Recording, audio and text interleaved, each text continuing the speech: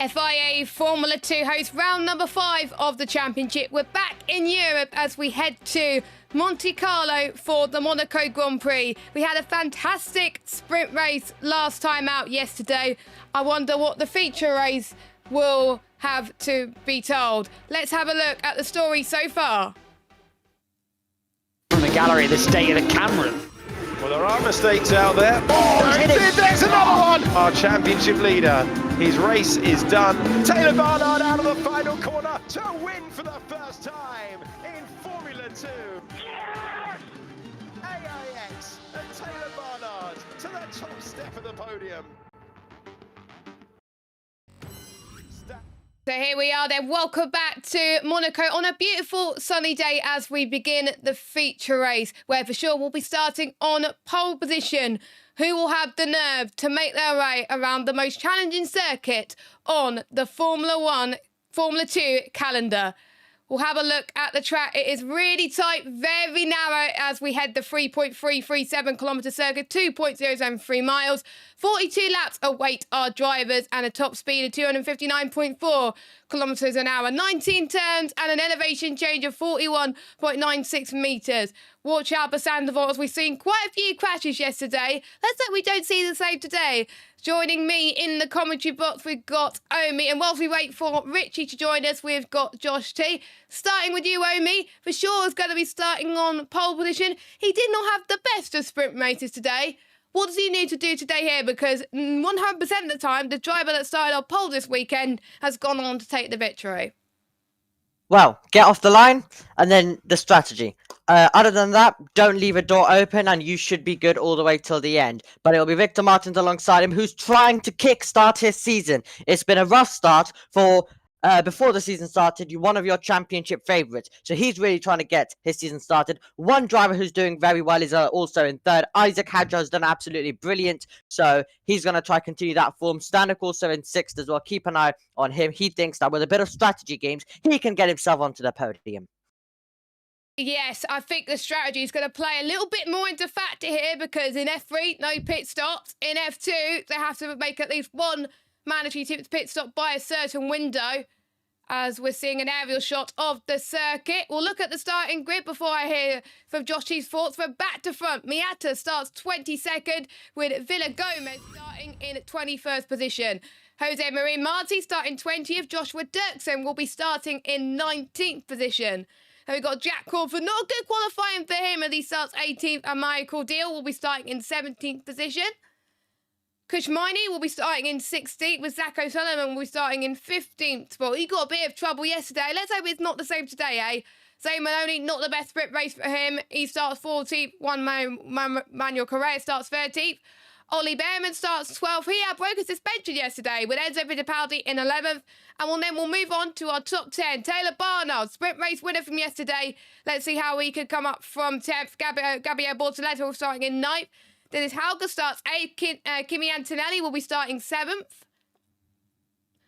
Then we've got Roman Stanek will be starting 6th. Franco Colapinto will be starting in 5th. Paul Laurent will be starting in 4th, with Isaac Hadjar starting in 3rd position. Again, strategy will be key for those two drivers. And on our front row, Victor Martins, who only lasted one corner yesterday, with Victor Pashore, who did not have the best of races. He's going to be starting, like I said, on pole position. Whilst we wait for Richie to join us, we've got Josh T with us momentarily. Josh T, we had a bit of chaos again in F2. What can you expect from this race in the feature? Yeah, absolutely. Formation lap underway for the Formula 2 feature race. I am cooking in between the gap, and I'm cooking now, Jess and Omi, because hopefully, if I do everything right, we should have the background music for Porsche. But, yeah. Formation lap underway. I'm expecting a little bit of chaos here for the feature race at Monaco here for Formula 2. And unlike Formula 3 earlier on this morning, we have a mandatory pit stop as well. Yes, I'm trying to get myself on to the Ninja, so I will join you in a moment, Josh G, so you can actually see me. Omi's Shall we missing. go down and talk to Richard Fussell? Yeah, go for it. Like it was coming for already 2 years and now we are finally there. I feel like that's showcasing our hard work and our strong partnership that we have. And I really like to work with all the engineers. I told them in detail what I would like to have as a car for Monaco, and they gave me that. It was not perfect, but it was very close. Oh, so we're only going to hear from Rich for sure. We're not going to hear from P2 or P3. Sometimes it's the top 3, sometimes it's the top 2, sometimes it's only fast. Depends what they want. Omi, you're very loud compared to what we saw earlier on, by the way. Is your mic very close to your face? Don't think it's changed. I've not taken the headset off since then.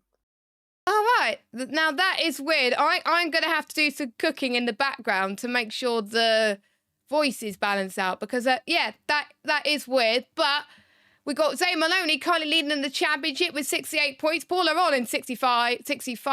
And we got Isaac Hajar in 60 points. Dennis Hauger in 4th place. And then in Constructors, Campos, 86 points. MP Motorsport, 85 points. Ronan Motorsport, 84. The top 3 looking very close indeed, Omi, as the drivers are about to warm up their tyres. As you can see, the strategy, the top 11 will be starting on the softs. We've got Behrman on the super softs, as well as Colapinto, Crawford, and Marty. Everyone else will be starting on softs. Yep, absolutely as well, and we are unsure about Zane Maloney, so we've not got anything next to his name, but the drivers are getting into position. This is such a crucial start for Richard Rashaw off the line. Can Martins try get ahead? Victor Martins, who started in 2nd last year, couldn't beat Vest. He also got a drive-through due to nearly killing a marshal in it, but Richard Rashaw this year. Let's see if Victor Martins can try get on the podium. Let's see if he can try get a victory. This is going to be very good. The green flag is waving. The lights are coming on. We got 3, 4, 5 red lights. In Monaco, we got for sure that gets a good start, but loads of people are getting swamped in towards the first corner. For sure, almost got past as well. As again, everyone has had a concertina effect as they're trying to avoid the possible contact. Sandoval, everyone goes okay, so not the same problem as yesterday, but how are they going to navigate the rest of the lap? Dennis Hauger is going to put Stanek under pressure in P6 as well. And we also got side-by-side battling with one of the Alpine Academy cars with the Kicks Alba cars as they make their way towards Mirabeau. Now, this is going to be like a traffic jam as they all try to pile up, as I think we see Bortoletto going side by side. No, it's not Bortoletto, it's someone else. It looked like Bortoletto there. Oh, and someone stopped. That might be O'Sullivan, mate. Nope, it is one of the Jams cars, so it's either Correa or Crawford as well. But Victor Martins bogged down massively. He's lost a lot of positions. Fittipaldi cut the opening corner of the race as well. So a very bad start. As May's also doing a battle in the background with Marty, but a very bad start for Victor Martins. He bogged down massively off the line from P2, and he's much more further down the order. And that was a chaotic start to the race. And yeah, one of the Dams nearly finding themselves out there as well. Possibly could have been Jack Crawford. We had the curse of the M's yesterday. Let's hope we don't have the same today. Looks like that they made their way swimmingly for most people, Josh, too. But it is a long race. They've got to manage their tyres effectively, in particular the ones who are on the super softs. As Bortoletto gets past Hauger. Yep, absolutely. O'Sullivan overtakes Martin Dirkston. Crawford drops down, so it was Jack Crawford who had the issue at the hairpin. I take from that as well. So it's for sure Hadja, Aaron, Colapinto, then Kimi Antonelli in 5th. And then down 13 in 15th as well.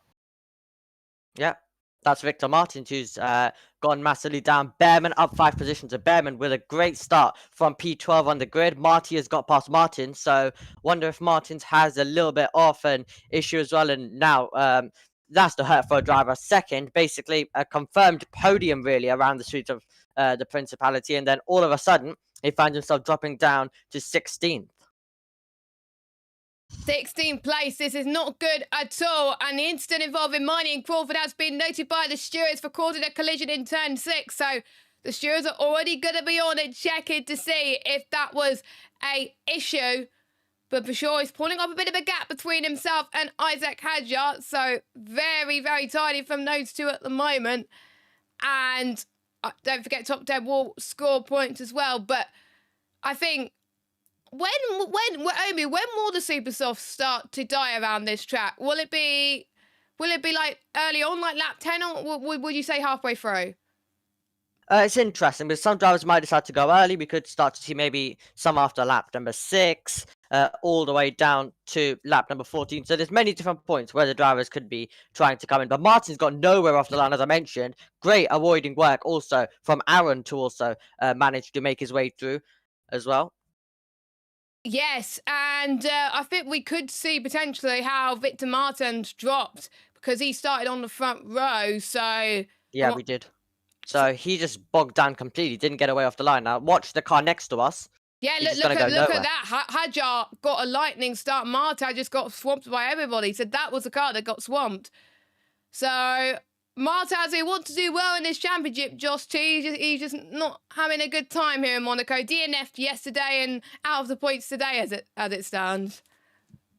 Yep, absolutely. Just having a look at the replay of what happened between Crawford and Maney. Here's Hauger trying to go around the outside, but then I believe that's one of the Prema cars. Behrman. Is that Behrman? Yes, it is. And then Hauger still side by side, so Hauger losing a couple of positions as well. Yep, that was Bortoletta getting passed on him there, and Hadjar still with DRS and with the fastest lap of the race. So Hadjar pushing on, and so is Kimi Antonelli. Now we saw Antonelli really push on yesterday as well, trying to get himself onto the podium. Yeah, so great stuff by Antonelli from 7th on the grid as well. And Kimi Antonelli yesterday was doing something absolutely brilliant. He was backing off. He knows he can't overtake for the podium. What he did was he backed off, so you would have seen the gaps form. He backed off to give himself some space so he could set the fastest lap. Let's hear from Stanek. Antonelli is losing the eyes all over the place. Dry eyes all over the place. Copy, understood. We are reporting now. Dry ice? So they leave that. Do you know what that is, Omi? Yes. It would be something in the car, I'm guessing. That keeps it cool, probably. The fans use dry ice, so some might have got stuck. Oh, so I wonder if Antonelli's going to get a meatball for that. That's the first time I heard about that. Not often you hear about that at all, of course. But Antonelli, not affecting his pace at this stage, but he might just be trying to push as much as he can.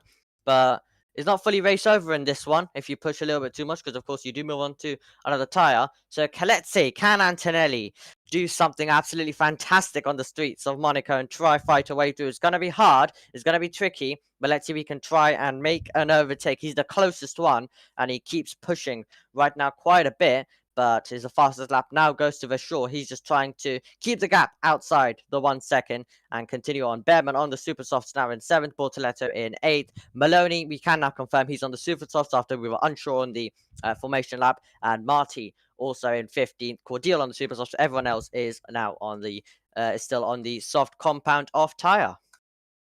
Yeah, so five drivers on the super soft. Behrman and Bortoletta gained the most, whereas everybody else seemed to have struggled a little bit as well. So tyre derogation playing into effect. So after this lap, at the end of lap 6, they will be able to pit if they wanted to for their mandatory stop. And we got a lovely view of the entirety of Monaco there as well. But we want to see the action. But it's a great helicopter view as they make their way through past the tunnel as well. That is where we saw a few track limit warnings in qualifying a few days ago. No further action for Crawford and Maney. We did see it, but it was no further action decided by the stewards. So no penalties for either driver there as we're about to start lap 6. Yep, about to start lap 6 indeed. 0.8 of a second at the front of the field as well. Maloney and Correa trying to put some pressure on Enzo Fittipaldi, of course, as well. Behrman right now just running in 7th, has a bit of a gap behind, has a bit of a gap ahead. So he's just right now getting done with this stint and then see where the strategy will take him. So that's what currently Ollie Behrman is up to. O'Sullivan behind Taylor Barnard, yesterday's winner, of course. So Barnard losing a couple of positions off the line. Yeah, so he got swamped as well. So that was a bit of a shame for Taylor Barnard. But he's got a win. He got some decent points, but surely he would want more than that to get double points this weekend. But you never learn sometimes as well. Paul Aron in P3, 1.1 second gap to Hadjar. So Aron is pretty much doing his own DRS trade to Colapinto and Antonelli. But it seems to be surprisingly tidy, but I'm not going to jinx anything. Yet Taylor Barnard has been, as well as Martins, one of the drivers that gained the least positions as well, which is a bit of a shame. But let's speaking of Taylor Barnard, let's have a look at the replay. What's fallen off his car? There's a lot of blue things. There's something must have come loose. Stuck. Yeah. He's got some Yeah, a bag or something stuck, which is caught onto the side of his car. Yeah, so there's something stuck there on his car. Fastest lap now belonging to Aaron, so shouldn't affect him too much, and probably will just make its bid for freedom at some point. Yeah, I mean, you don't want to have things stuck on your car for a long period of time because that's going to cost you so much performance, and especially on a track like this where the car needs a lot of downforce. This is not looking good for him, so that was why Barnard was losing quite a few places up there as well. As Maloney almost tries to make his way past Colapinto, but he's being a little bit patient. Of course, he doesn't want to have a Raskas pile up again like he saw yesterday. Yeah, he tried actually a move down into the hairpin yesterday, of course, and lost his front wing in it. And then later on, there was contact, and Maloney also ruining Maney's race in the process there, of course, as well. So it was dramatic stuff down at the Raskas. So he'll be hoping that we don't get a repeat of that one. But right now, we're just waiting for the pit stops. All the drivers know that the opportunities will come during the pit stops. And if you do time it right, it could be very crucial for your race. Has Cordial had a moment? He's been passed by Villa Gomez. He's been passed by Miata as well. So it seems like Cordial might have lost his front wing or has made a mistake or an error. So we'll have to look at a replay of that. I think he's lost a lot of places due to that, Omi. So not good for them at all. As we're about to start, well, we're just about to start There that. he is. See, here he is. He's going slowly. He's going into the pit. So Cordial, again, another weekend. Josh Shee, where it's gone from bad to worse for him. Yeah, absolutely. In the pits then for Cordial. Yes, I had something stuck on my chair there, which I thought was very warm. But there we go. He's going into the pit. I believe that's a mandatory stop, though. But They can turn it into a mandatory stop, but they're saying no on the right rear, and they're pointing to something with the suspension. It could be day over. yeah, the car does not look good at all, Omi. So has he hit the wall somewhere on the circuit? Then that's going to be the question. So where has he hit the wall, or what has happened to him there? But he's in the pit then, and we'll see whether he will return. Still, the battle goes on between Antonelli and Franco Colapinto, of course, the brilliant winner from Imola in the sprint race. That was a superb move to get past Aaron on the last tour of the race. Brave stuff to go around the outside of the Tamburello chicane. So that was a great victory for him. Antonelli hoping to get some of those accolades as well in his first season of Formula 2. Yes, he came from Fecker, just like Joshua Dirksen. And speaking of Joshua Dirksen, he's down in 18th spot. So he had a podium last time out in Imola. He was very, very happy with himself, but he doesn't seem to like Monaco, which is a bit of a shame, of course. But there's still a long way to go in this race, and anything can happen, of course, due to it being so much longer than yesterday. It's 60 minutes plus 1 lap, or 42 laps, depending on where we go to first, because we got such a tight schedule in Monaco this weekend. So right after this, we got the Porsches. Then we got like the driver parade with the F1, and then the race will start at 2 o'clock. So you'll be able to catch all that coverage on JBMotorsports, which should be fun. Hopefully there will be some overtakes in F1, but knowing them, there won't be. And hopefully they'll get to see the overtakes. You know what? Well, there were a few in the dry period, so there is someone like Sargent who's a bit slow. Then And maybe. Gasly, maybe. Yeah, and then also Perez could be trying to make some overtakes and start hitting people. So, could be a bit exciting on that front. So we'll wait and see what does happen in the race. Now, Antonelli has dropped off a little bit to Colapinto. So now he's going to have to look behind where Roman Stanek, great day for Trident on Friday, of course. Richard Rashaw getting Trident in F2, their first pole. Getting Rashaw's first pole as well. Aaron, as it stands, will take the championship lead. Maloney will drop down as well. So that will be the first championship lead that we're going to actually have in the Well, the season. first championship change. Yeah. Leader change. Yeah, because Maloney, of course, did a double in Bahrain. After since then has just been able to keep it going with some solid podiums. Yeah, consistency is key in Formula 2. That's why we've seen multiple people who keep up that consistency win the championship. Terry Chair being one of them. Absolutely great season from him. He's going to be full-time in IndyCar from Detroit as well. So looking forward to seeing what he could do there. And he's pulled off some great performances as a reserve as well. Long Beach, I remember him doing quite well there. So I'm sure he's going to impress. And if Ilott does, I will talk that more in the Indy pre-show. But if Ilott does well in Indy tonight, then McLaren are going to have a very tough decision about their lineup for next season. But you'll order them for sure. Hadjar, Aron, Colapinto, for sure set the fastest lap, by the way. Antonelli, Stanek, Behrman, Bortoleto, Hauger, Fittipaldi, and then one Momo Correa in 11th spot. As we are starting to see the tyres start to degrade, as we see our first pit stop, I believe. Marty. That is Marty. If it's for, is it for strategy or damage? It is for strategy. So going on from the supers to the softs. So, Josh Tree, that is an early strategy called go for the undercut. He thinks that those tyres won't last very long. Yep, absolutely there. Maria Marty heads out of pit lane, up the inside of turn 1 and out onto the track. They've got to be careful to not cut the pit lane exit line there, because otherwise they will be hit with a slam dunk penalty. Easy to do. I've done it on the F1 game many times, and it gave me an instant... Sometimes it gives me an instant warning, sometimes it gives me an instant 5-second penalty. But actually, no, if you get one warning, and if you do it again, then you get a 5-second penalty. Yeah. On the F1 game, sometimes you're just a bit too quick, like, you're a bit too hot into the apex there, on the pit exit. It's so easy to do. It's just so easy. It is so much fun to drive on F1 23. I love it. I hated it on previous games, but on F1 23, I really enjoyed it. One of my best tracks on the game. As we are starting to see Antonelli. No, not Antonelli, that's Behrman on... Yep, it's Antonelli. No, it is Antonelli. On Yeah, you got it round.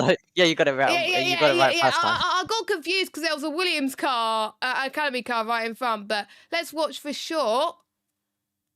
As he's on the soft tyres, and we'll see how much that has degraded compared to the supers, it looks like, I'm guessing.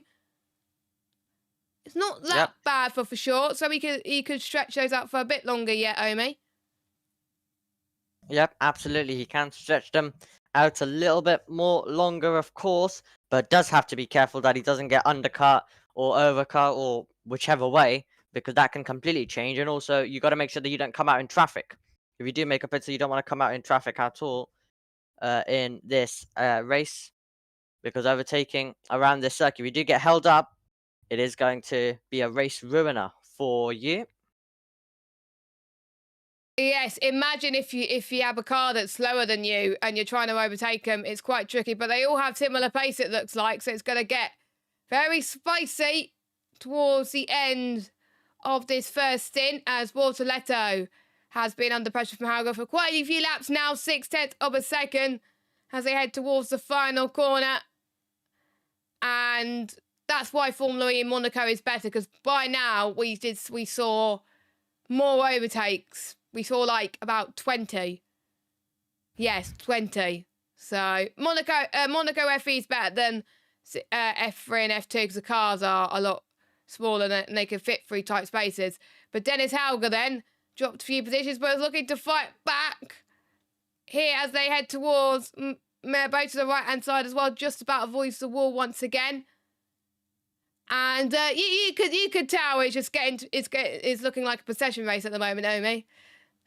Yeah, but that's kind of what we do expect from Monte Carlo, of course. Formula E, that can be exciting around this circuit, but everything else basically that comes to this circuit, even if it is Formula 2 or Formula 3, which has amazing action literally every single circuit that we go to on the calendar, this is one of those weekends where it's just hard to overtake, and you really, really have to try and do it all in the strategy in the feature race. So can Antonelli try get the undercut or the overcut on Colapinto? That's going to be his main target, because he's been pushing Colapinto, but he's just not able to find a way through. So he's got to be really, really close. Does Kimi Antonelli? Yeah, I think that's going to be the deciding factor, Omi, on whether Antonelli's going to be on P4, is whether he can get that undercut. But with Paula on performing so well, they probably got to undercut both of them in order to stand a chance as well. How much is it worth per lap, Omi, around here? Do you know? Nope, not aware. Fully, Bortoleto. To get closer to Berman now. We need to get closer ahead. So Bortoletto's been told to push.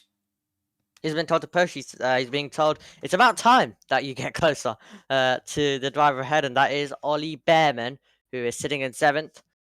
But great to see Antonelli pushing on right now and trying all he can. Oh, he's forced an error, and Colapinto's run off wide. So Colapinto's run off wide, and Antonelli has to just try and keep this pressure on now. Josh T, that's not looking good for Colapinto, but opens the door for Antonelli. Yep, absolutely as well. Let's hear from Antonelli. Colapinto is getting an advantage. I don't know what he said. Colapinto's gaining an advantage, Jess. Oh, thank you very much. I don't know why I didn't understand that, but I wonder if that's going to be sent to the stewards or not. I don't think he gained that much of an advantage, to be fair, Omi. Yeah, but once again, the thing that FIA will look at is, did he keep, as Maloney's in, did he keep that position by defending and running off the road? So Antonelli was close, so they're going to look at, did he keep the position by running off the track? Yes, indeed. As we've got someone in the pit lane, that is it Joshua Dirksen? Maloney. So Maloney comes out. He wants to avoid the trouble. As we're seeing fastest laps out of the people who have pitted.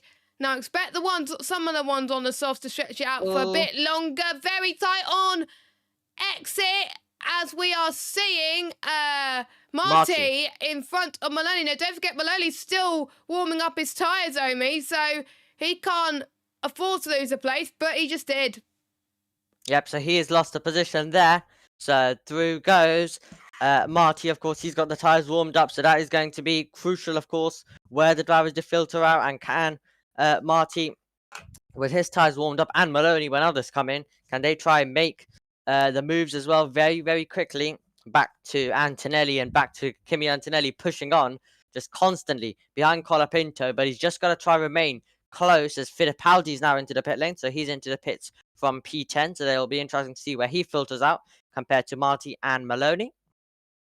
So we got some more pitters. Fittipaldi is in for VAR. So he comes out then. Nice stop for him. He goes on the softs as well. So that will go to the end of the race. But it's a big stretch though, because I wonder how long that's going to last, but I think it should do. Indeed. So Enzo Fittipaldi, the brilliant winner from Jeddah, comes out, and Marty's got his tyres warmed up, so could we see a move somewhere else, maybe in the first or second sector? Will be interesting to see with Marty gaining. Yeah. Well, now we could get a move, and they've cut away. Yeah, they cut away, and Antonelli. Antonelli. Keep applying the pressure, and then we force him to box early, and we overcut. Come on. So they thought that the undercut's going to work better. Well, we didn't see that with Maloney. His tyres were struggling to warm up. But this is a big battle that we're seeing between Behrman, Bortoleto, Hauger, Colapinto, Taylor Barnard. If he's lucky, he could join this as well as Marty and Fittipaldi gets past Maloney. So Maloney is having a bit of a meh as we're seeing. Is that... That's not Antonelli. Behrman. So Behrman comes in to change from the supers to the softs for the undercut. Well, he has to because he was stuck in all that traffic.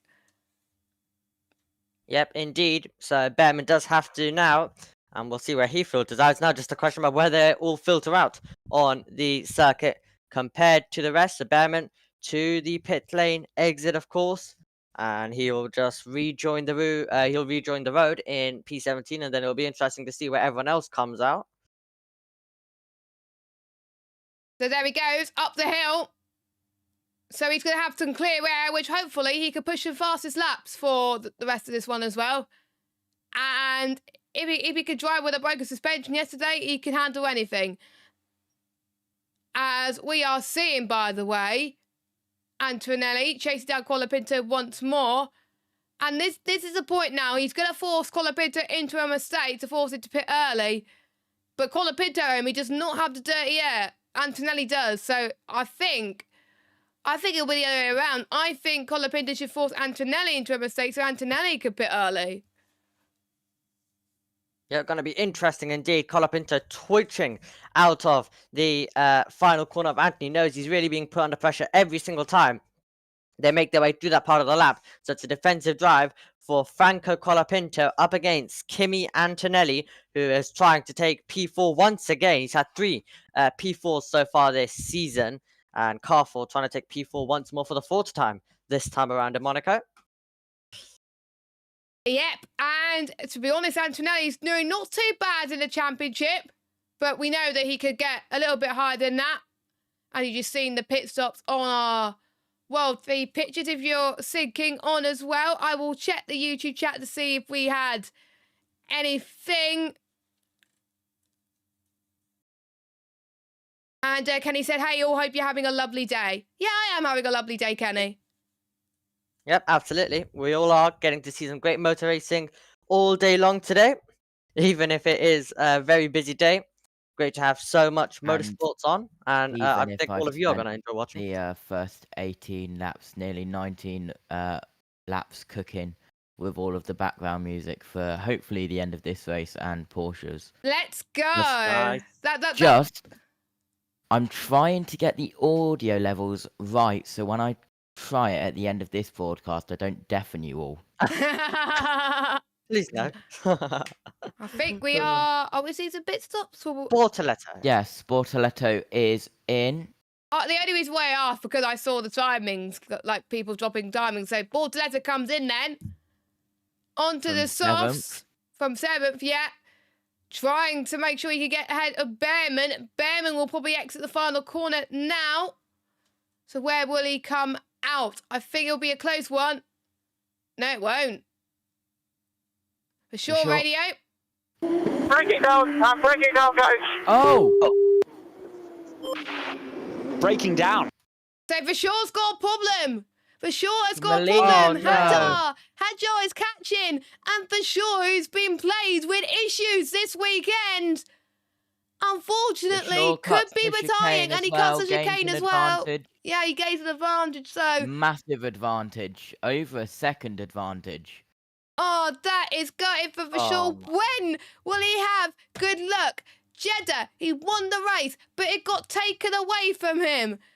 He messed up in the sprint race, and in the feature, it looks like he's going to DNF. The pit crew is ready, but I believe Josh T is staying out.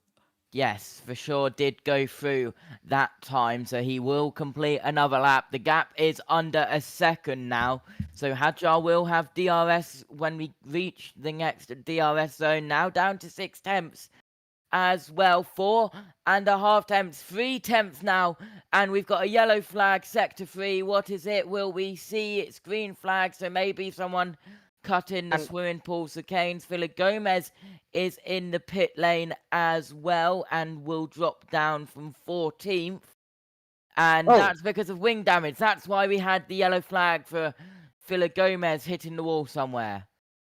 So suddenly it was all quiet, and now all hell breaks loose.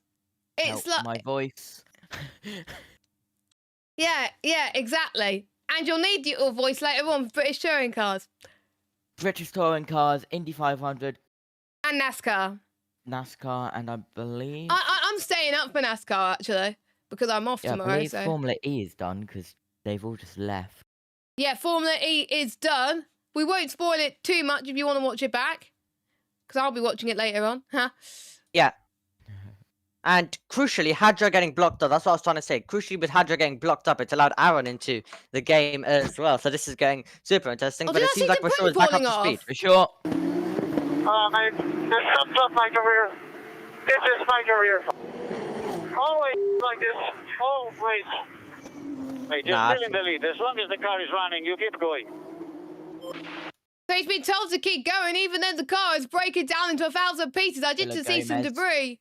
Stanek in as well for Trident. Villa Gomez in for VAR as well. Ah, Onto the super softs for Stanek. will that get to the end for me? And for sure, Hadjar Leaving the track and gaining an advantage, that would be a penalty for sure, yeah. Oh. Yeah, and here's what happened with Villa Gomez. Just hit Ooh. the That wall was- just before pit lane entrance. That was Miata having to also avoid that as well. Stanek then rejoining. Aaron is boxing this lap. So Paul Aaron is coming in this lap. And Richard Ashaw, you have to feel for him though. Really heartbreaking for Richard Ashaw.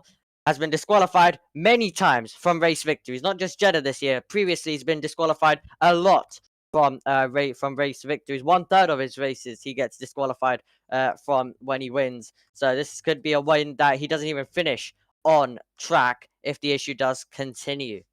Joe Samiego, of course, covering for FE today. Thank you very much, Joe, and saying good job with covering F2. Thank you very much. He's off for the night. Of course he is, because he needs to get some well-deserved break. And yeah, he's going to be back watching MotoGP and F1. And he's saying, don't forget to choose your pick of winners, Omi. Oh, yeah. Kimi Antonelli reacted to Paul Aaron as well. Villa Gomez is out of the race.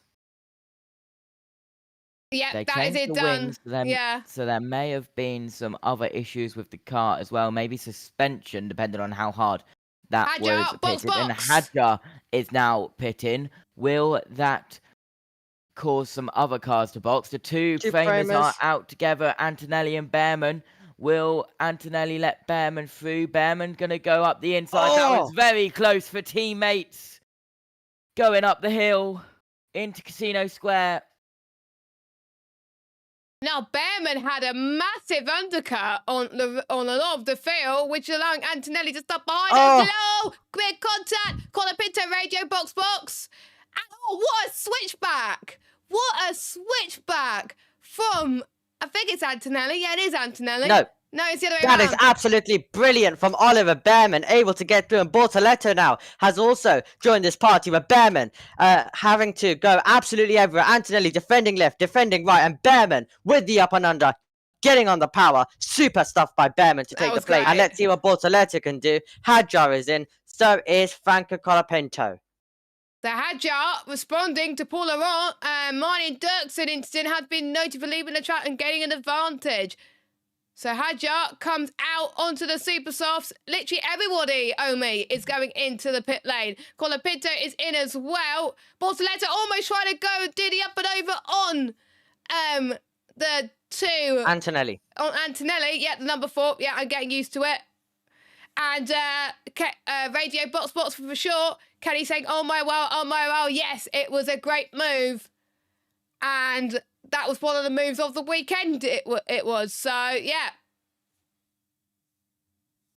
Yep, super stuff as well. Let's see now if Bortoleto can go to work, but Antonelli will be bringing his tyres up to temperature. And just take a look at this from Behrman. Had a little look to the inside, but then that forced Antonelli wide because he was on the outside line. The Behrman breaks early, watches Antonelli run wide, stands on the power, applies the power, and immediately gets through. That is absolutely brilliant stuff. And Antonelli doing all he can to defend. That was so close to tyres. contact. Kenny, Yeah, yeah. Kenny raised a good point in the chat. It was the undercut that helped Behrman. It was the Yeah, undercut. Yeah, it was the undercut. So, yeah, Kenny, you're absolutely right. You're spot on in the YouTube chat. So, that was brilliant from Behrman. We'll look at your order right now, as for sure. In the pit lane, as he was told to box. We'll see if they could do anything to repair his car, as Isaac Hadjar now leads this race. Because I believe that's... No, it's Hauger, sorry. Hauger. I get confused with the initials. But yeah, Hauger leads this race, but don't forget the top 7. And Miata still yet to stop. We'll see if for sure gets ahead of Isaac Hadjar. Yep, he just about gets ahead of Hadjar. But Paul Laurent is very close to the likes of Hadjar. It is very tight between Antonelli and Colapinto, Omi. It is super close between the two of them as we go up the hill. Let's hear from Hauger. Okay, mate, we stay out or we wait for the safety car in case of safety car box. A red flag would be perfectly timed for them as well. Please If a red flag comes out, they would have the lead. Please don't. I got rid of the curse in F3. I don't want to have it back in F2 because Joffrey will kill me. But anyway, Hadjar's slowing. For sure, he's slowing down in the tunnel. This is an opportunity for Hadjar. Here he comes then into the Nouvelle chicane. And I wonder if, and don't forget, for sure could be getting a time penalty. So this Hadjar maybe not need to be fighting this, but he's got the likes of Aron behind, so he has to. Hadjar is getting very frustrated because he knows for sure he's having a problem. So if I was and this is allowing Behrman there as well. There's Behrman who started very low down. He's having a crack of a race. And this could be his best result as Behrman tried to almost go up the inside of Aron. And Aron almost had a moment through Raskas. Yeah, now we've got a bit of a straight. So let's see if Hadjar can get past Richard Rashaw down to Sandevart. And he has done it. Wow. Absolutely great from Isaac Hadjar. He won the feature race last time out in Imola. And he could do it here as well. His strategy was spotless. But Behrman is on a charge here as he tries to get past. Well, he's getting held up by Bashor as well. Fair play to Bashor for still going, but he's going to get swamped by a big train. And Kenny's raised a good point as well. This is like Ricciardo at Monaco all these years ago. I agree, because Bashor is struggling with his car in terms of power, but he's still going, and Ricciardo still won the race. And so this is a replica, Josh T. Yeah, absolutely. A replica indeed. And lap 25 of 42. Here we have a move down into the Nouvelle chicane. Paul Aron and Rashaw, and they're both going to go off the road. Did Paul Laurent gain advantage? And this will allow Ollie Behrman to be right on the back of this, Omi. Yeah, it's going to allow Ollie Behrman as well to get right on the back of this. That was sensational stuff, though. Trying to get through, but Rashaw's doing all he can to defend every single position. There's still a long way to go in this race, and he's struggling with power, so he's going to have to defend, and he's going to have everyone in his mirrors on the straights, and this is great news if your name is Colapinto, if your name is Antonelli, and everyone in that train, because they're going to be able to get onto the back of this due to Richard Rashaw slowing everyone up, and this time I think Aaron is going to get through. So, and I agree with that. I agree too. Yeah. Omi? Absolutely, Behrman tries to get through up the hill, but he has to back out of it as well. He has to get out of the throttle, but yeah, I agree as well. He was super late on the brakes and just fully forced them wide, but you can see the frustration there, so you do have to feel bad for him at the same time. But yeah, he's trying to do all he can, and he's definitely going to be frustrated because this has not happened once, but it happens all the time where wins get taken away from him. This is happening inside the race, a race that should have been as easily, but this is Formula 2, and Richard Rashaw, for him, it's gone wrong, and this is where we got the move. DRS open, Rashaw just struggling with power. Just look at it. Hadjar easily able to get through, and he was ahead by the time they got to Sandevart. Exactly what Paul Aron did. So the best chance to get past Rashaw, it seems like, the easiest chance is down to Sandevart with him struggling. Yeah, then look at the replay. That definitely looks like a push there. And for sure, I think it's going to get with every penalty. It's Ollie Behrman. Oh, Behrman! Whoa!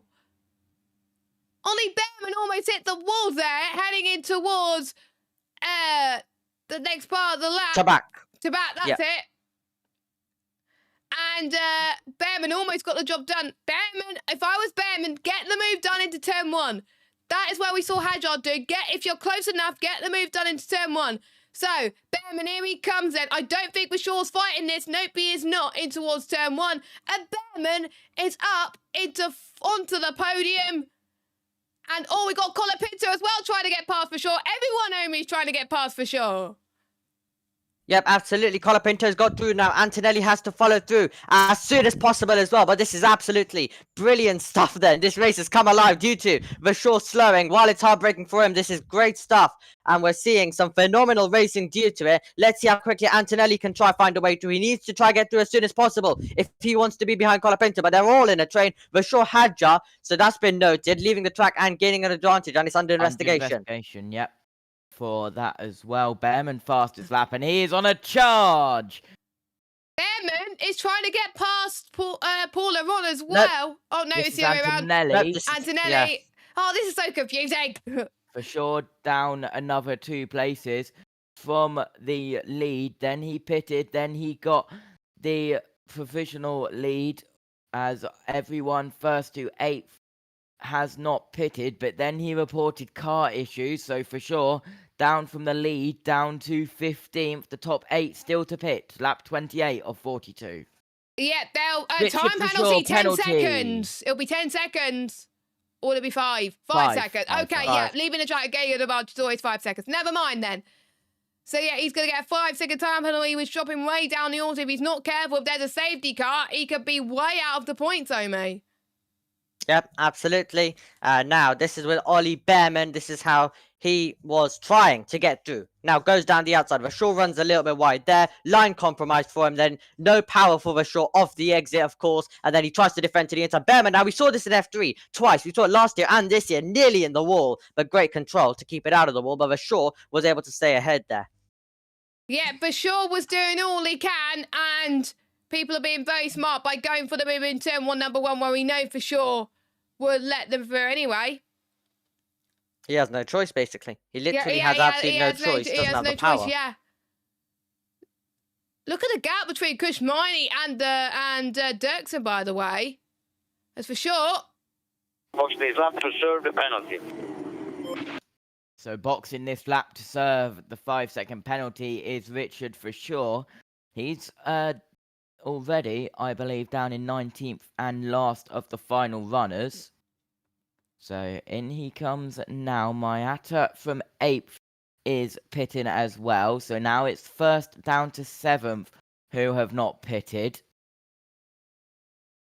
Now that's going to be interesting. Will the ones who have stayed out, how will they gain from this? As it stands, Paul will still be 3rd in the Drivers' Championship, but he would want to gain a bit higher than that. So he would want to try and get past Hadjar. He's still breathing in Hadjar's mirrors right now to see if he can find any sort of error from Hadjar, as we're seeing Vashaw serving his penalty now. So it will be stationary for 5 seconds. The team are not allowed to work on the car for that long, and now they're working on the car. Issue on the right, left. Oh, That was very slow coming off. Yep, he's going to be right at the back, Josh Tate, and that's not good He at was all. already right at the back, so he's dropped so much. I'm surprised they didn't retire the car there for Richard for sure, because there's no way there's going to be any points for that car down in 19th and last of the runners due to the issues that car has. Your outs is Villa Gomez, Cordial and Crawford. They are out of this race and retired, and for sure retire the car. Well, why didn't you do that with that pit stop?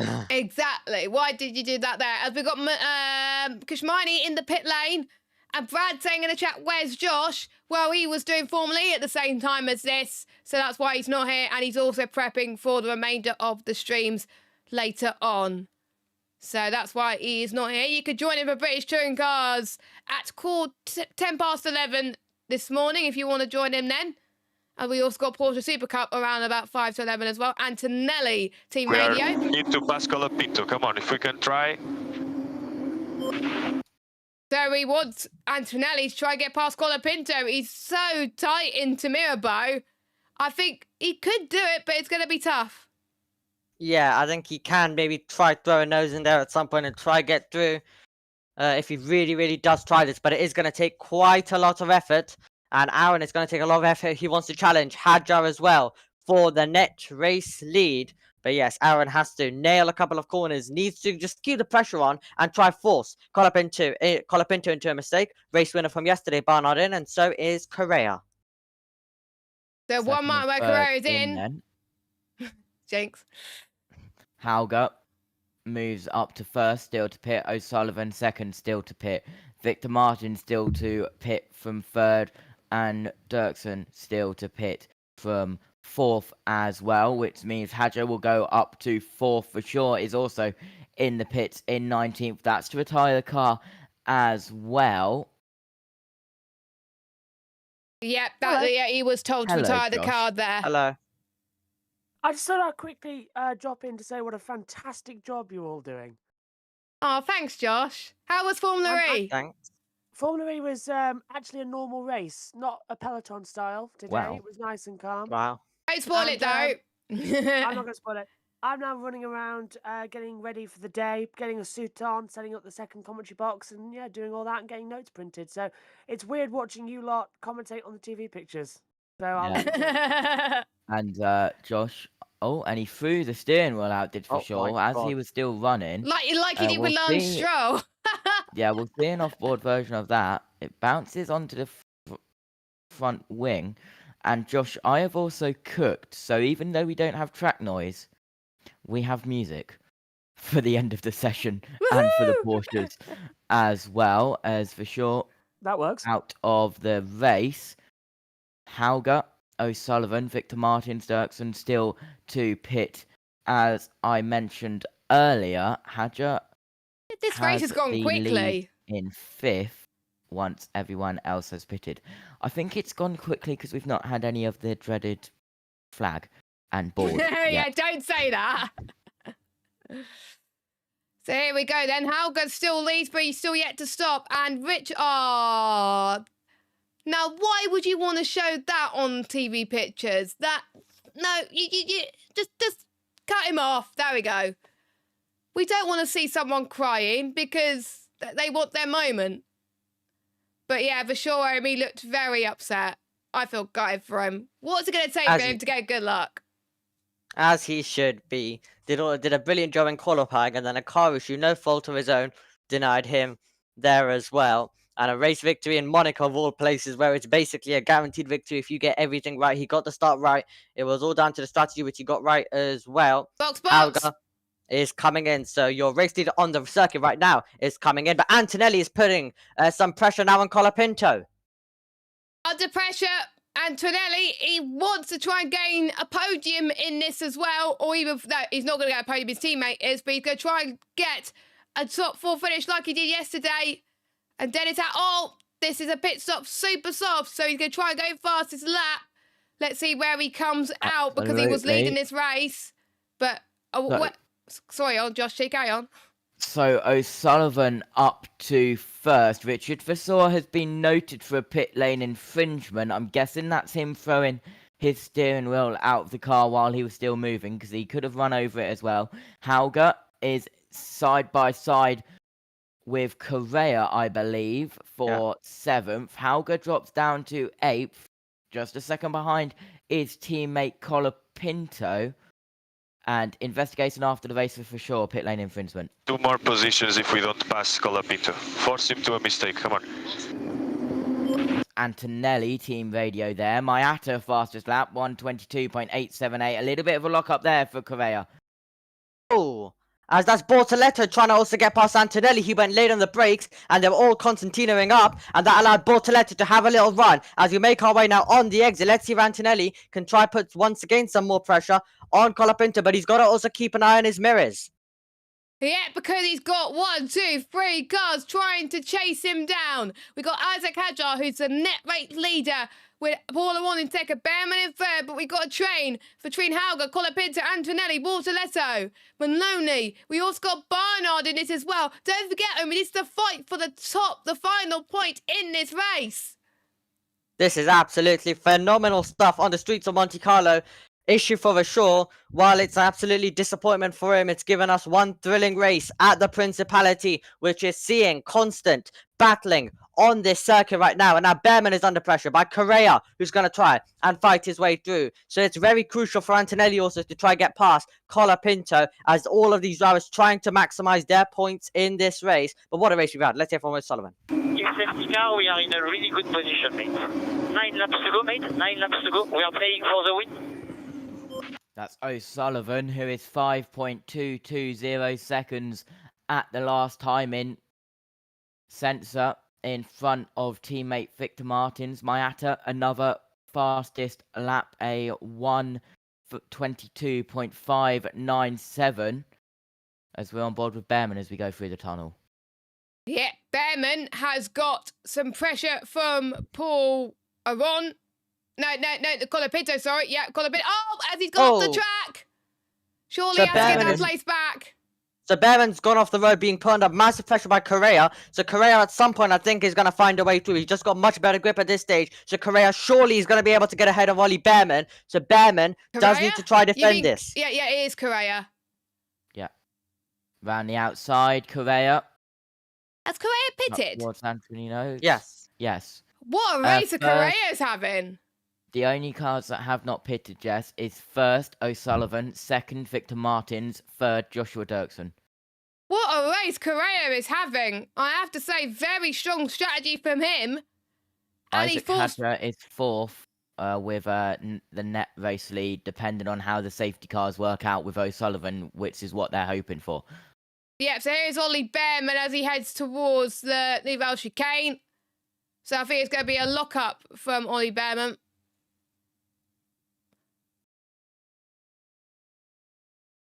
As Discord's having a bit of a moment. That's why I didn't see much. No lock up there. Just I'm guessing he thought that Correa was there, and he thought that Correa was going to push him off the track, so he just decided not to take it. I didn't see any tyre smoke there. Yellow flags are shown on the circuit. We are back green, I saw on time in 71. We'll wait to see what sector it is in. We are green. It was sector 2. So a very quick yellow flag there, only shown for 2 seconds out on circuit in sector 2 somewhere. Hopefully we'll get to see a replay momentarily, and we'll look for anyone dropping down to give a hint of who it is. I wonder, so it could be... Oh, it is hard to tell. It is hard to tell. It might just It is very hard to tell. I think it was maybe going wide. And Colapinto. 4-second gap between himself and Hauger. Or whatever, it might be him. But if it's not, I don't know. We'll have to see for a replay. Maloney and Barnard, turn 6 collision has been noted. Hadjar's hit the wall. That could have been the yellow flag for Isaac Hadjar, your net race leader, depending on how much damage he's got. Let's have a look. We're on board with Maloney now, going down towards the hairpin. And that was a love tap. Contact between teammates, nope. I believe. Nope. No. Barnard. That's Barnard. Don't forget, they're not teammates. Even though they're from the same academy, but they're not teammates. No. Barnard's not from an academy. I literally just saw the 2 lime green front wings. Wasn't that much of a hit of the wall there. That was just a tiny bit. So I think he should be all right. Yeah. Yeah, that'll be fine there for Hadjar for the incident down at turn 6. That was the brief yellow flag there. That's all sorted. O'Sullivan, exactly a 7-second lead as he went across the line. Now it's gone down to 6.985. It's always changing, of course. Right, so Correa didn't have DRS open on the start-finish straight. That's interesting. So he could have tried to go for the move there, or was he purposely backing off? I think he was purposely backing off there. he knew he wasn't going to go for it. So, as we're not that long to go until the end of this race, if you're liking the action, make sure you leave us a like and subscribe. I don't know if you said this, but Hulkenberg and Magnussen have been disqualified. Yes, I think that was what we put in on the Discord yesterday. But yes, both Hazards have been disqualified. They'll be starting from the pit lane. And 4:15 a.m. local at Indianapolis track is dry for now. Good. Good. Let's keep it that way, please. Very key words for now. Yeah, for now. I don't know how long it's going to last, but yeah. I've got my dress ready. So, Nice. yeah, I've got my dress ready. I'm going to get changed after the pre-show for Monaco. Yeah, absolutely. 3 cars with 5 laps to go still have not pitted. That's your top 3 of O'Sullivan, Martins, and Dirksen.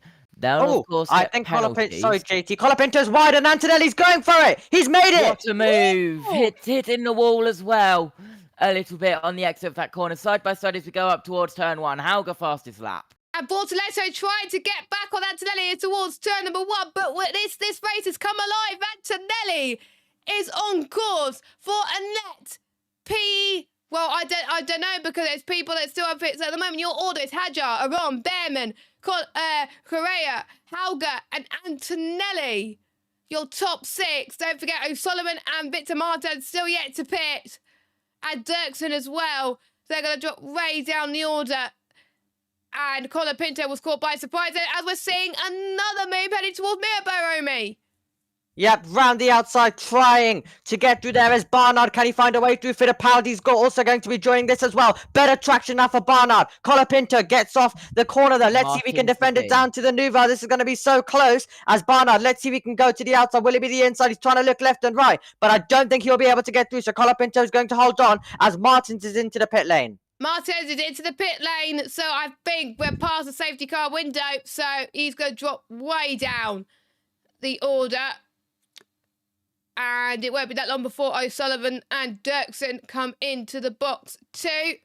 As all, there was a bit of a squirm there from... Oh, look up! Oh! Contact! Fittipaldi, I think. Yeah, Fittipaldi's hit the back of Barnard, and that is also going to now allow a move to the inside for Marty, who's going to try to get through, but Marty cannot make it.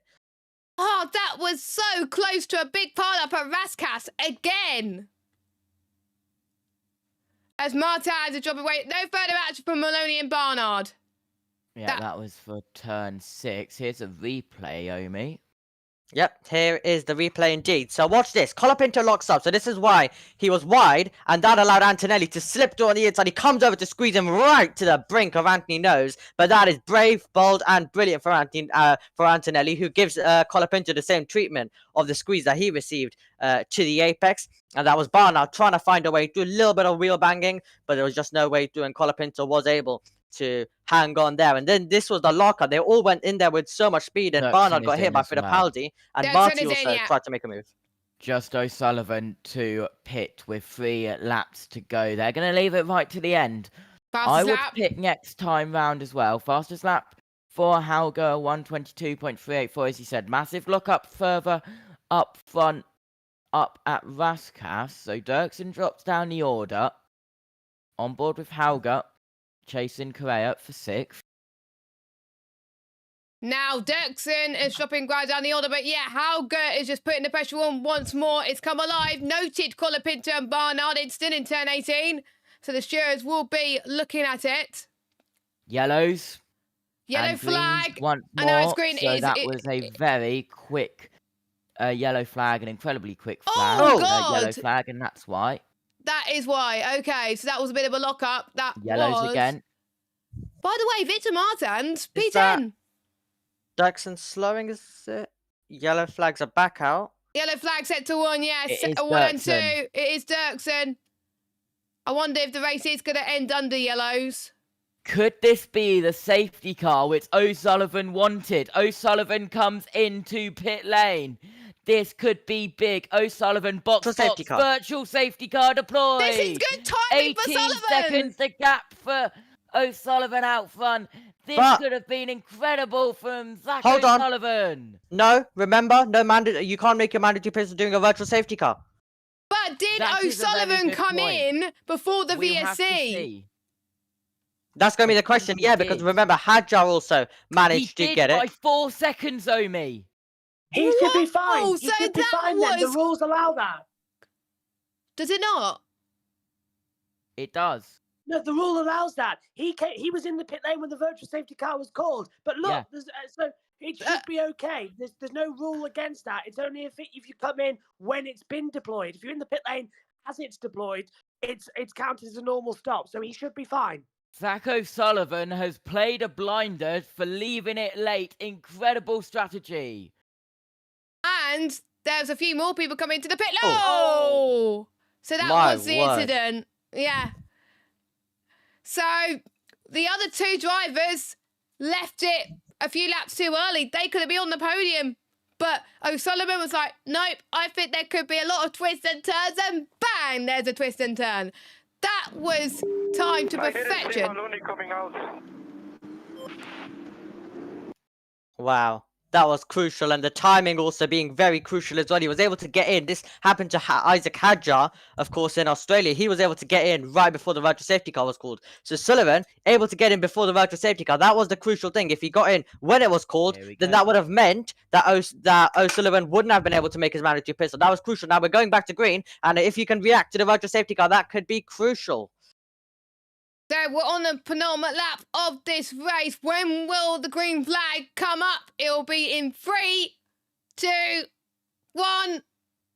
Well, it's green flag on the circuit. That was good timing for me. Hadjar, though, his tyres are warm, so that could help him in towards turn 1. Hadjar's got force in maybe Sullivan into a mistake. This could be the battle for the lead that we're looking for. Final lap of this race. Dirksen and Maloney incident has been Slam noted. dunk for Dirksen, definitely. Yeah, definitely. That was definitely Dirksen there. So, Sullivan and Hadjar.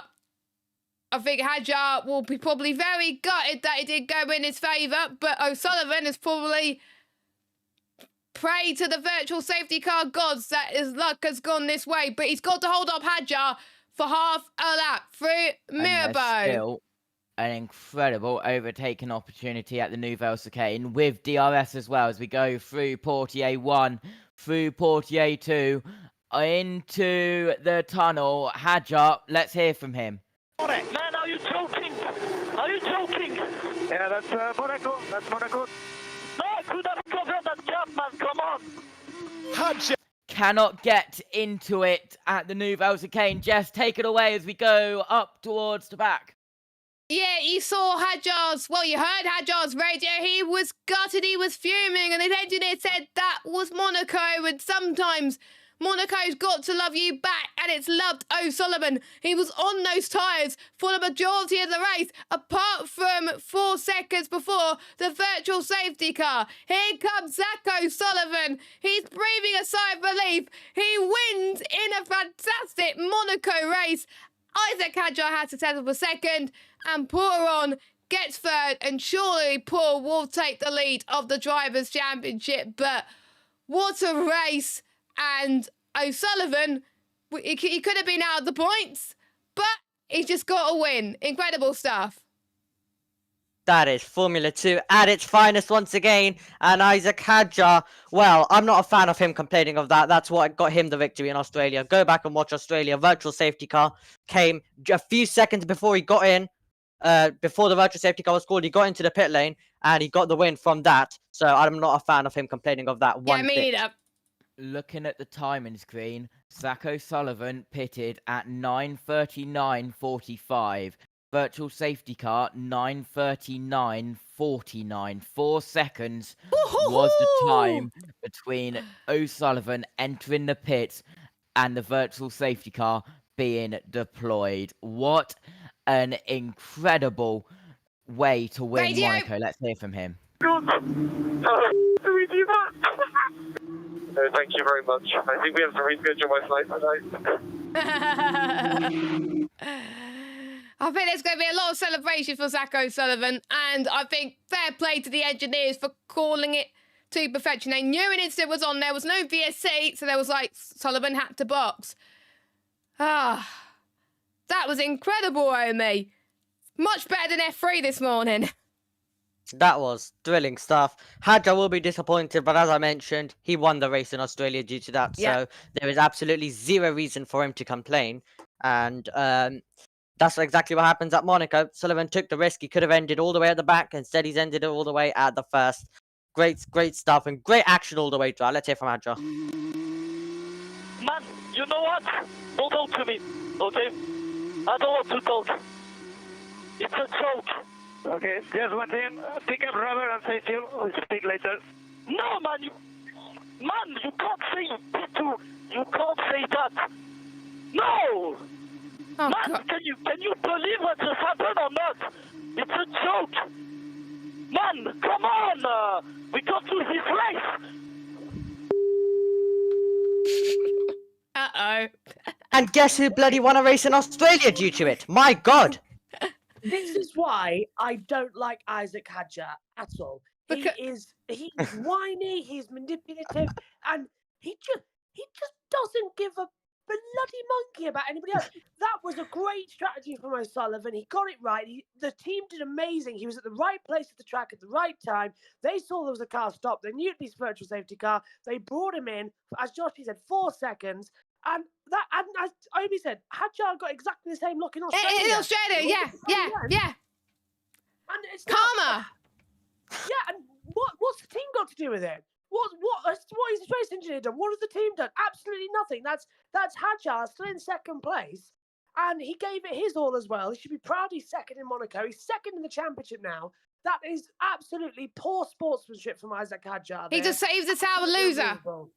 Yeah, and I'm just going to say, well done, Paul Aron, who has been dropped by Mercedes for Kimi Antonelli. Yeah. He's come into this season with no factory drive, and he's now leading the F2 championship.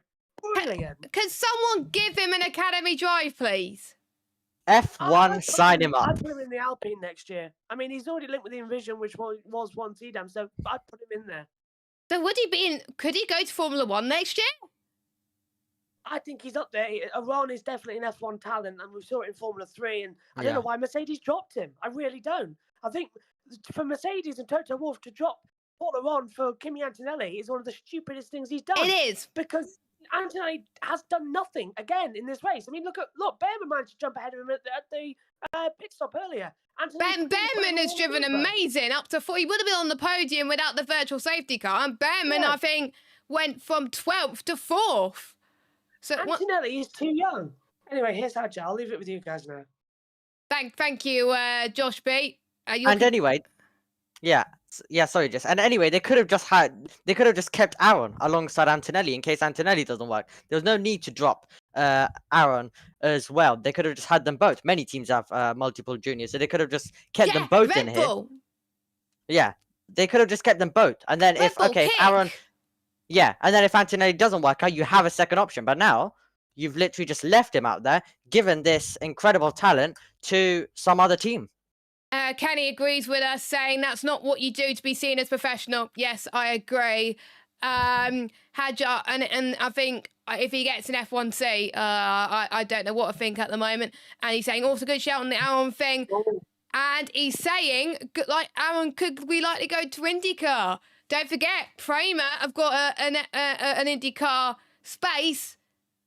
So we could see Paul, if he does well in F2, could we see Paul on in IndyCar, Romy, next year? And maybe Prema? It's honestly opened up so many doors for him now. Yeah. With how he's driving, it's opened up so many doors. And Josh, I saw you unmute, so do you want to say anything, by the way?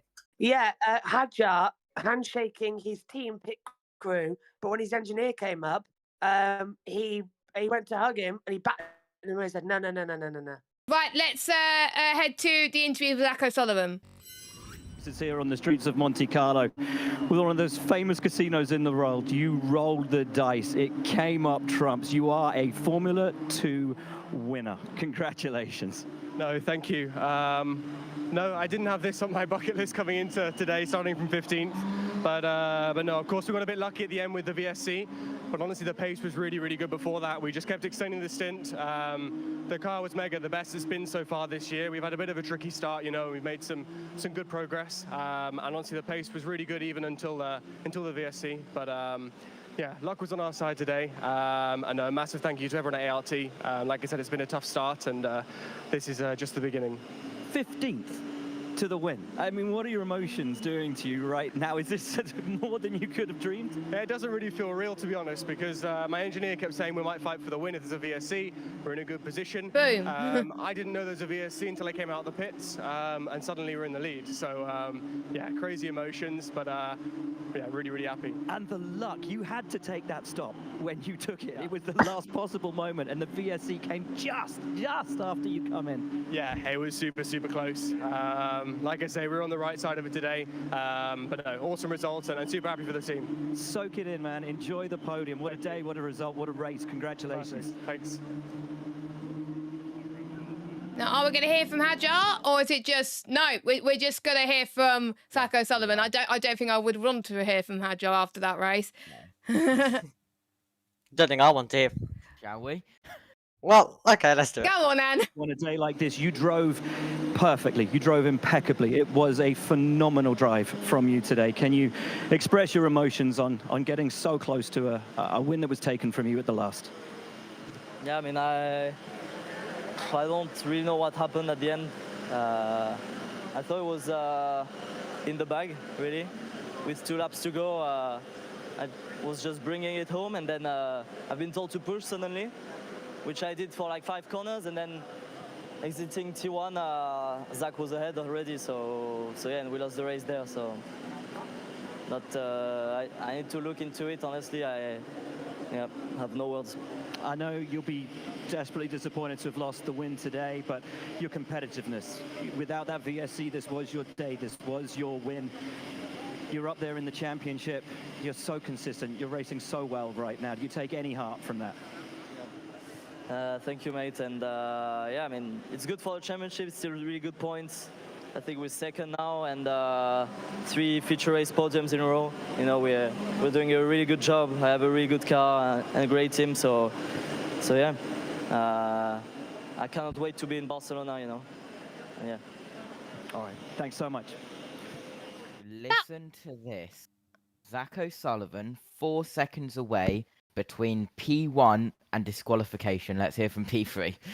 Yeah, I mean, it feels good. I want to firstly thank Hightech because we made, I think, a big step forward from yesterday, and I had a lot of confidence in the car today, and I really enjoyed the race. So big thanks to them, and I think it's our 5th podium in 5 rounds, a podium every round. So it just shows that we're doing a good job together. So I'm really happy with what we are doing. And this was one of the craziest, most intense, most exciting Formula 2 races we've ever seen on the streets of Monte Carlo. What was it like, driver's eye view? Because it was so tight, so close out there. Yeah, to be honest, I was really confused because normally in Monaco, you know, after you do the pit stop or somewhere in the middle of the race, the gaps are big enough that everything calms down. But the whole race, my engineer was telling me, you need to push, man, you need to push, we need to keep pushing. And I was like, you know, what's going on? Normally Monaco races are really calm. So yeah, the ending was not easy. I was struggling a lot with my tires already. But yeah, in the end, it was a really cool race. I mean, yeah, 2 overtakes in Monaco is not normally what you see in a race. At least I had 2 proper overtakes. And yeah, I mean, congrats to Zach on winning the race. I know he's had a tough beginning of the year, so I'm happy that he got the win. Love that. You get to enjoy the podium here in Monaco, but the championship lead as well. Is this beyond your expectations so early in the season, or do you feel it was constantly coming to you with your consistent results so far this year? In a way, yes, but not because I didn't believe in myself or the team. I mean, Hightech has proven throughout the years that they are a top-tier team, and if I look back in my career, I've fought for a title basically in every category I've raced. So in that way, it's not a surprise, but I would say that, you know, it was a new car, a new team for me this year, and you don't know what to expect. So I tried to keep my expectations really low, but then after Bahrain round 1, I already started to have some hope. We did round 2 in Jeddah, really positive again, and then the podiums kept coming, and now we're in the championship lead. So very happy to be here. Our new championship leader, many congratulations. So there we go. That is your top 3 that we just heard from, as well as we will get a little bit, hopefully, from the cool down room. If they're not speaking in front as well, as we got Isaac Hadjar and Zach O'Sullivan chatting, and we'll see will she pull her on. Paula Vaughn is leading the championship, as Will Buxton was saying, by 2 points. But yeah, let's hear from the cool down room.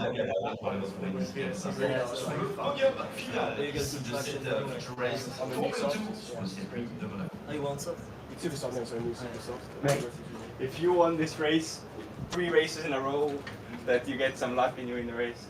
Yeah. But I think I got all the luck today. How do you struggle in the beginning on the super soft, and then in the end you were so quick? Because I was managing, I was driving super slowly. Ah, yeah? Sometimes, I was pulling away and slowing down. The thing is, if I didn't do that, I would have ended up in front of outside.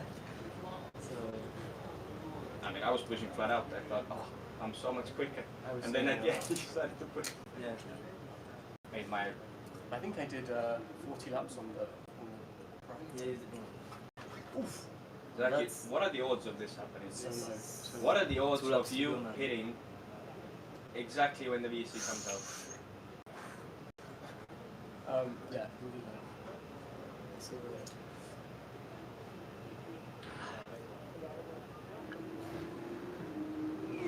What a cool down.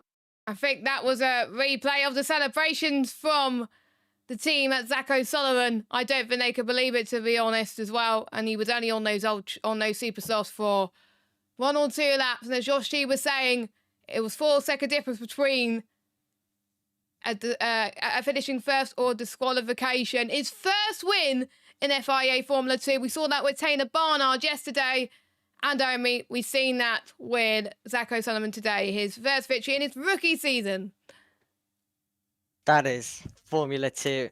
Absolutely brilliant, where it can all change around very quickly, and it absolutely did. Everyone came into this race expecting it to be a nice, calm one, which it was at the start, but it was just action. Then it became Formula 2. Even at Monaco, Formula 2 has delivered an absolutely fantastic race out of expectation there. So brilliant stuff. And Hadjar can cry all he wants, but he got it in Australia, so he needs to stop complaining because it happens in Formula 2, and he's anyway won the last 2 feature races. It's not like even it's his first race win that's been denied. Yes, it's a Monaco win, more special than others, but he just needs to stop crying about it. Everyone needs to stop crying for not losing. For losing, sorry. Because it's not going to get you anywhere in life. But Paul Aron, good sportsmanship.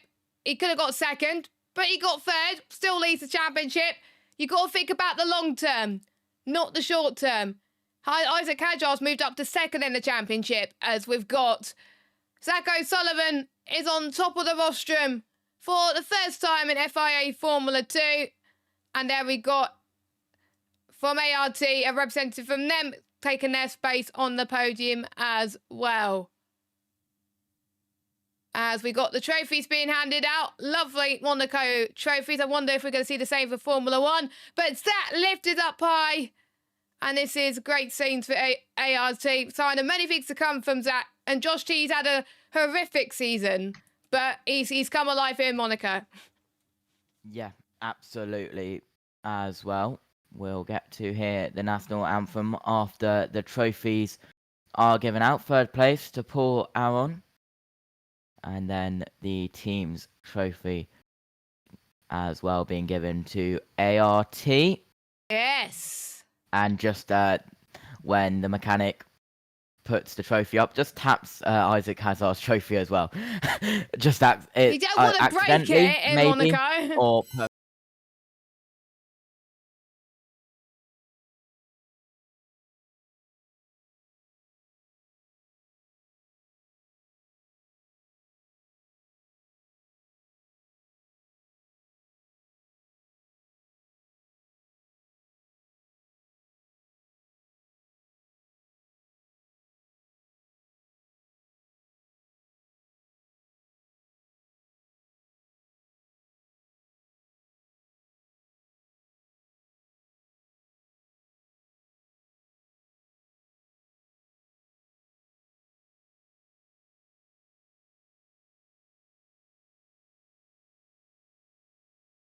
Or will we hear the Italian one for Charles Leclerc in Ferrari? Or maybe we'll hear the Dutch one. We might hear the Dutch one in Porsche later with Larry Tenfjord starting on pole position.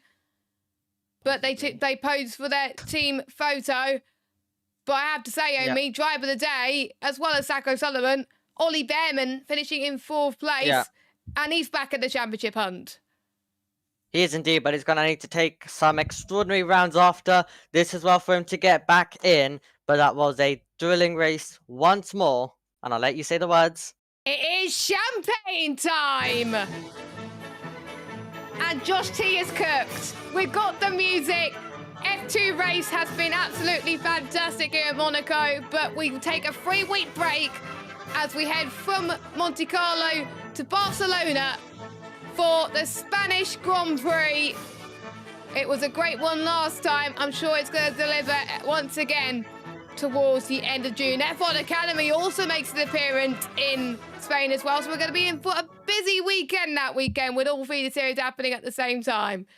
But let's go through our race results before we hear our final words. So we got Zach O'Sullivan that wins from Isaac Hadjar in P2, Paul Aron in P3, Ollie Behrman in 4th, Ramon Correa was in 5th, Dennis Hauger in 6th place, Antonelli in 7th, Bortoletto in 8th, Victor Martins in 9th, and Zay Maloney round up your top 10. And yes, it was good volume, Josh Day. Taylor Barnard in 11th, Enzo Fittipaldi in 12th, Frank Colapinto in 13th, Jose Maria Marti in 14th, Miata in 15th, Roman Stanek in 16th, and Kushmani, your final finisher in 17th, and your retirements are Joshua Dirksen, Rich for sure, Villa Gomez, Cordial, and Jack Crawford. We'll start with the thoughts from Josh T. We head to Spain next time out, but what a cracker we just had at Monaco. Yeah, absolutely. 4 seconds the gap between winning the race and being disqualified. Zach O'Sullivan, that has got to be a race in the memory books as well. And to do it at Monaco as well, Hadjo won't be happy about that one. All the little boats in the marina. Let's not have an incident like we had yesterday in the marina as well. Yes, indeed. We're going to have a quick off because we're about to get sorted for the remainder of the streams today. Omi, what are your final thoughts? And also heading into Spain in 3 weeks. Cannot wait for Spain. But yes, Artem Markelov star victory from 2016. That was absolutely fantastic. Logan Sargent starts 15th later on. Let's see if he's going to be able to win from 15th on the grid. You'll have to join us in the F1 show to find that out. But a thrilling F2 race. Cannot wait for it to return in Barcelona. But 2 British drivers from this, 2 British new time winners for Formula 2 this weekend. It's been amazing. It has been amazing indeed. I'll let you know what's coming up next on JB Motorsports 1. Can you turn it down a little bit, Josh D? We've got the Porsche Super Cup on at 10:55, BTCC on at 11:15. The pre-show for F1 starts at 1 with the race at 2. And then at the same time, we got the MotoGP Catalan Grand Prix at 12:55. For myself, Omi and Josh T, we will see you for the Porsche Super Cup and the British Touring Cars happening at just around the same time. Take care. Bye-bye.